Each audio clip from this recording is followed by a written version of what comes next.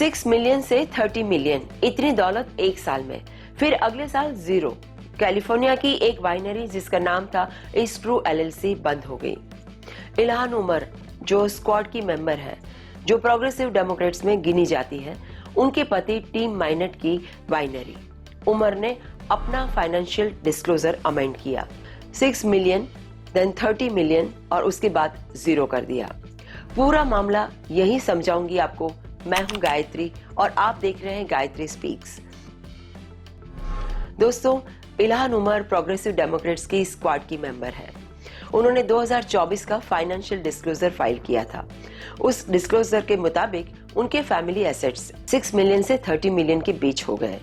यह इतनी बड़ी सर्च थी कि अगर आप इस रेंज को टॉप को देखें तो वह हाउस में सबसे वेल्दी डेमोक्रेट्स में से एक गिनी जाती हैं। अब इस दौलत के सेंटर में थी Santa Rosa California best winery. एस्ट्रू एलएलसी कंट्रोवर्सी के रूप में उभरी है। यह वाइनरी उमर के हस्बैंड टीम माइनट के साथ को ओन्ड थी। कैलिफोर्निया बिजनेस रिकॉर्ड्स के मुताबिक यह वाइनरी बंद कर दी गई इसी साल 4 अप्रैल को।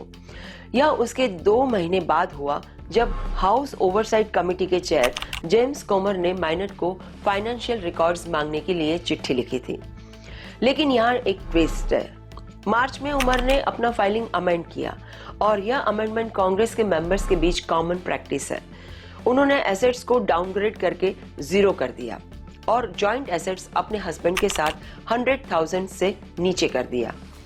अमेंडमेंट फाइलिंग में यह भी दिखा कि कांग्रेस वुमन पर $15,000 से $50,000 तक का स्टूडेंट लोन डेट है। उमर के रिप्रेजेंटेटिव्स ने इस डिस्क्रिपेंसी की वजह बताई मिस्टर माइनट के बिजनेस अकाउंटेंट से गुड फेथ में मिली अधूरी जानकारी और प्रोफेशनल जजमेंट का सम्मान। जैकलिन रॉजर्स जो उमर की स्पोक्स पर्सन है, उन्होंने कहा कि अमेंडेड डिस्क्लोजर वही कंफर्म करता है जो हम शुरू से कह रहे हैं। कांग्रेस वुमन मिलियनर नहीं है।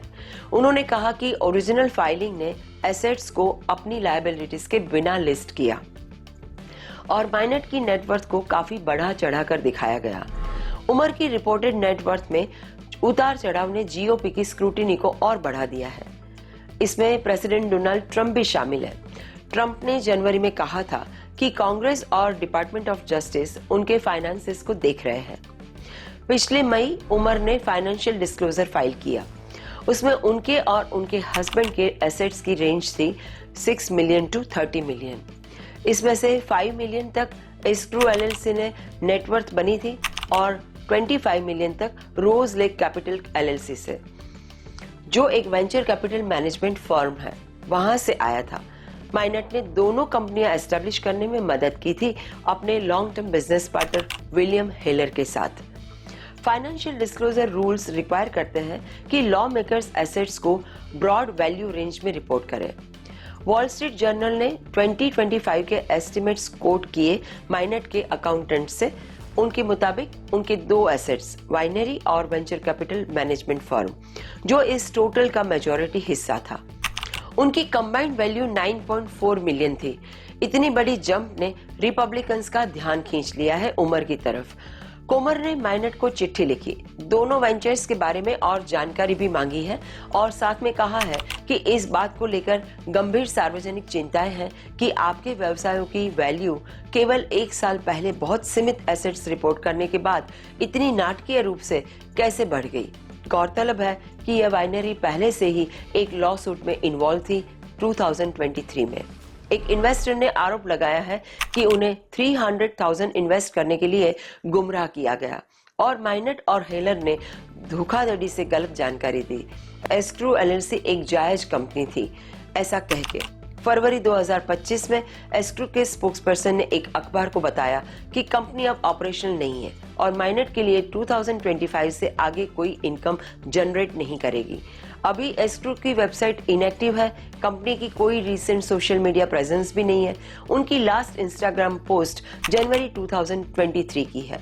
रोज लेक कैपिटल एलएलसी की बात करें तो इसने भी उमर की प्रीवियसली रिपोर्टेड वेल्थ का एक बड़ा हिस्सा बनाया था।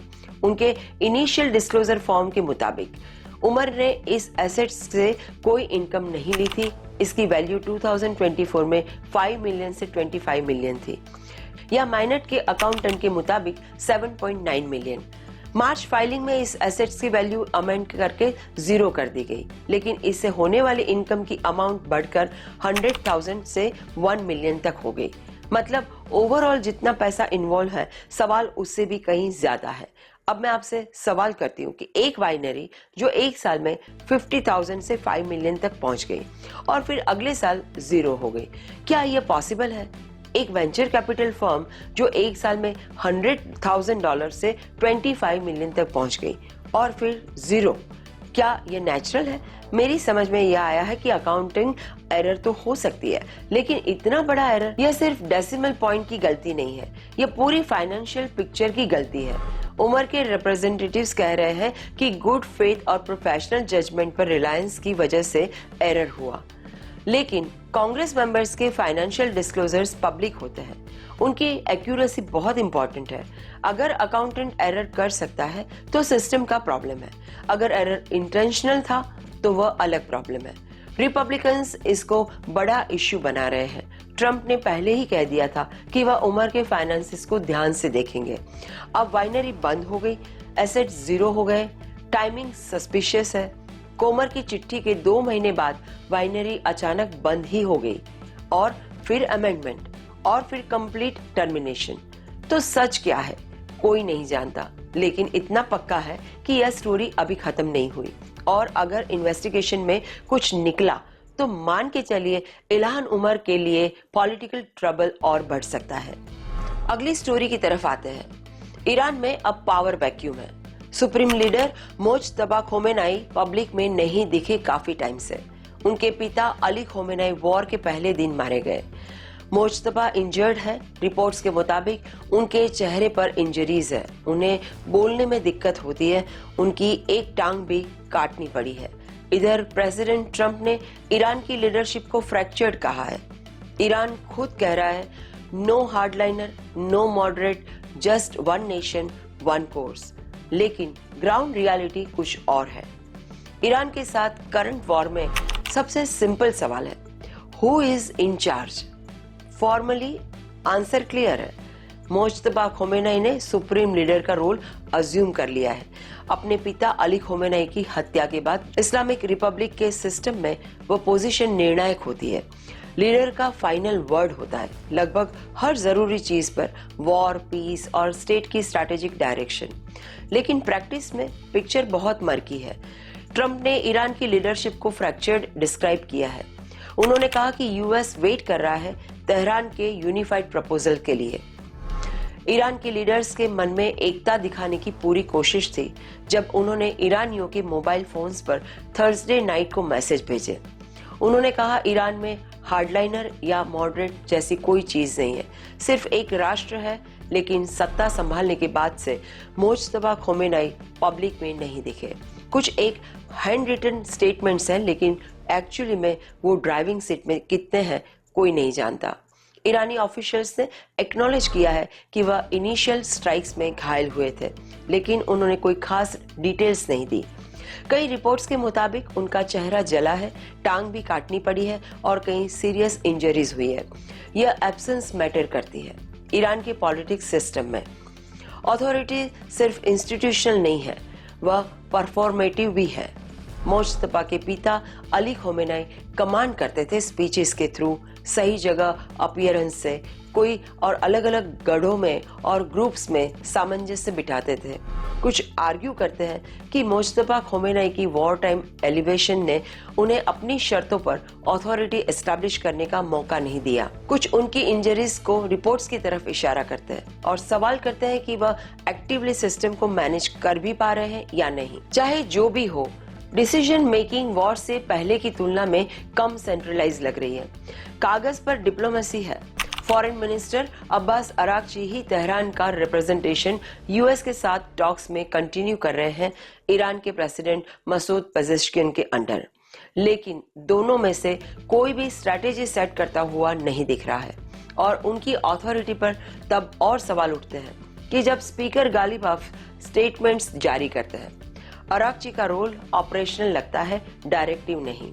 उनका ब्रीफ रिवर्सल की क्या हॉर्मुज खुला था या बंद था। उसे पहले लगा था कि ट्रैफिक रेज्यूम हो गया, फिर उन्होंने अपना स्टेटमेंट बदल दिया। इससे साफ मालूम पड़ता है कि डिप्लोमेटिक और मिलिट्री लीडरशिप में गैप है।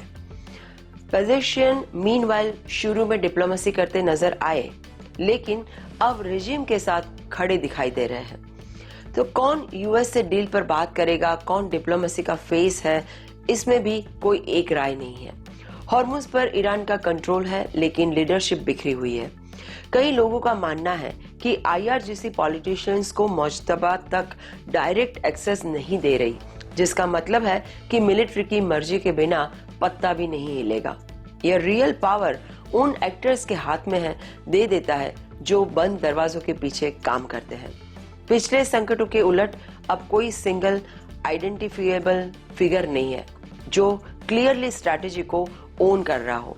इसके बजाय एक पैटर्न उभरता है, पहले एक्शन, बाद में मैसेजिंग, और वह भी हमेशा कंसिस्टेंट नहीं होती।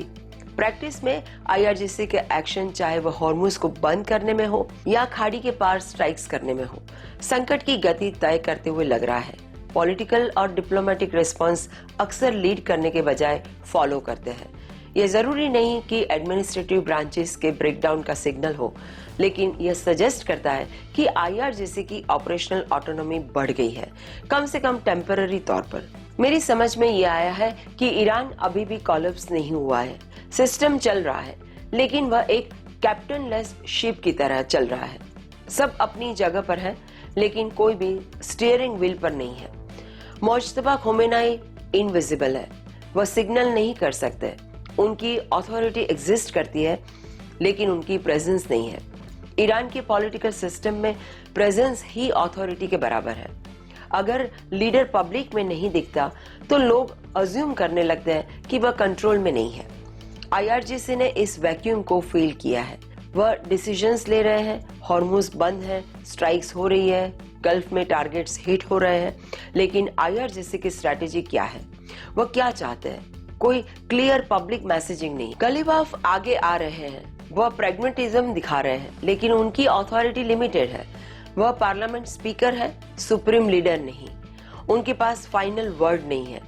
ट्रंप ने सही कहा था कि ईरान फ्रैक्चर्ड है, लेकिन फ्रैक्चर विजिबल नहीं है, वह इंटरनल है, वह डिसीजन मेकिंग में है और वह सिग्नलिंग में है। और जब सिग्नलिंग एब्सेंट है तो कोहेरेंस एब्सेंट है। आने वाला समय बताएगा कि ऊंट किस करवट बैठता है। क्या ईरान शांति की दिशा में जाएगा या फुल फ्लेज्ड वॉर की तरफ बढ़ेगा? अगर आपको यह स्टोरीज पसंद आई हो तो इसे शेयर कीजिए, लाइक कीजिए और चैनल को सब्सक्राइब कीजिए। मैं हूं गायत्री और आप देख रहे हैं गायत्री स्पीक्स। मिलते हैं अगले एपिसोड में, तब तक के लिए take care and follow me for more.